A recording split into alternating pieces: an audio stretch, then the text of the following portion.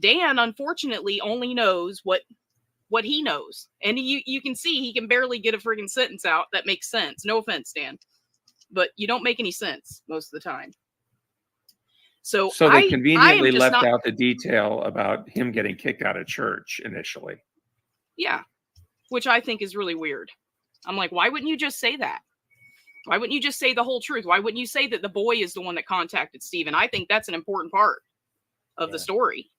I think it's all important. And I think that no matter what, no one should ever defend that. Never defend Ryan. If it's wrong, and which it's not, obviously everybody knows it's a known fact that he was communicating with a 13-year-old boy. Everything else doesn't matter. We should never support that. That's not cool. None of us would want our kids. I certainly wouldn't want any of my kids talking to a freaking adult about homosexuality. The kid got freaked out and was like, I don't like this. And I don't know why he contacted Stephen. I don't know why they didn't call the cops, I guess, because nothing obviously happened. Oh, and then also he took a picture of the boy, the picture that he said was handsome, and printed it out and put it on the shelf. And, it's so funny. You said earlier that Ryan said, I didn't know that Ryan said he was trying to make an idol out of this kid.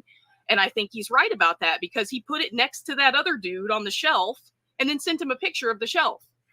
Oh, that's weird. Right? So that's to really me weird. Sounds like, yeah. Wait, what did he send a picture of, did you say? I guess him in a suit, the picture that he made the comment about him being handsome. Yeah. Who took the picture of the kid? Ryan I don't did? know. Okay, that's what I thought you were saying, is that Ryan took that picture of the kid and then framed it or whatever. I'm not sure. I'm not sure exactly, what the details of that are, but Ryan took it out and then took a picture of the picture and sent it to him. This is how much you mean to me.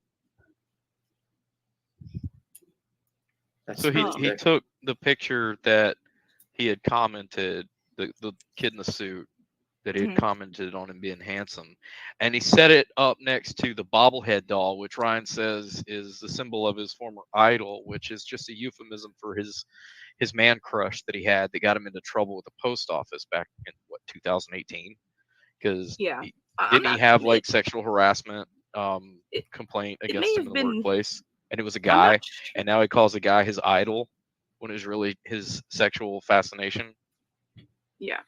So he's putting this 13-year-old kid on the same shelf as the man he had a crush on that he now calls his former idol, that is basically his whole testimony about, he used to be gay and then he realized it was wrong because of that incident.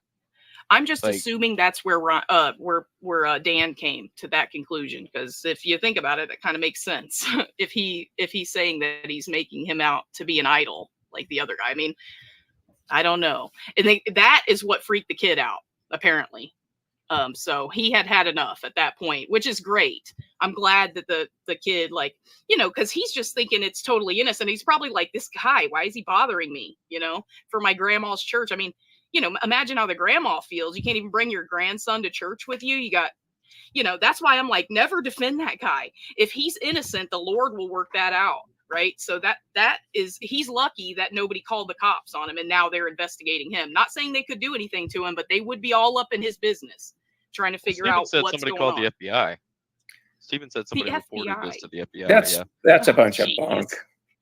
Come on. The FBI don't give a crap about Ryan. Steven's a serial liar? Yeah. Yes. Okay.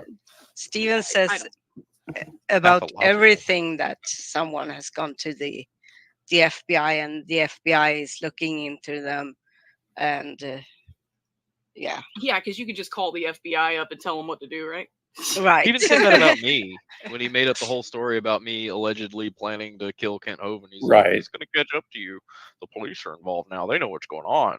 Basically implying that I'd be in prison by this time. It just never happened. He's a liar. He's a pathological liar, and he gets off on it. Thanks, Ahmad, for telling us what you knew about that. Yeah. Sorry about bitching in the chat. Jeez. So. But yeah, anyway, I don't know. what's going to happen. But see, I think what it is they were kind of torn because, the kid is who contacted Steven. So I imagine he wasn't able to really convey like a police officer or like a parent would, so I don't know. I think that Steven likes Ryan. That's his friend. And he wants to believe the best, right? He's always bringing them younger boys and younger men around the ministry. I've never seen him bring a female ever. And I'm not judging him. I am not judging him. I don't care what he does in his personal life. I don't care about any of that. But what I do care about is when you start talking to a child, that is crossing the line, and I'm just not. Yeah, that's definitely crossing the line. Yeah, and they got children in the ministry now. They got them kids that are doing their own show. He needed to go. That's just all there is to it. As soon as you hear something about him speaking privately to a 13-year-old boy, his ass needs to go. I'm sorry. It's just the way it is. So this way you can protect anybody else.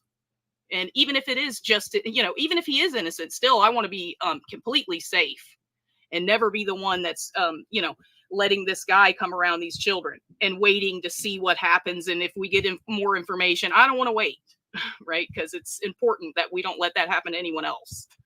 Exactly. You don't want to wait until it happens. So, man. Okay. Well, thank you for clearing it up, Missing Mod. Yeah. Yeah. No. And I was always just on the side of the kid, what about the kid and his well-being? And I always said it could be worse than they're making it out. And it's possible that, they're just doing it to cover their butts. And I'm going to tell you, Missy Maud, that I don't know if you got the full story from Dan, because Dan is a liar. And I was just about to say that.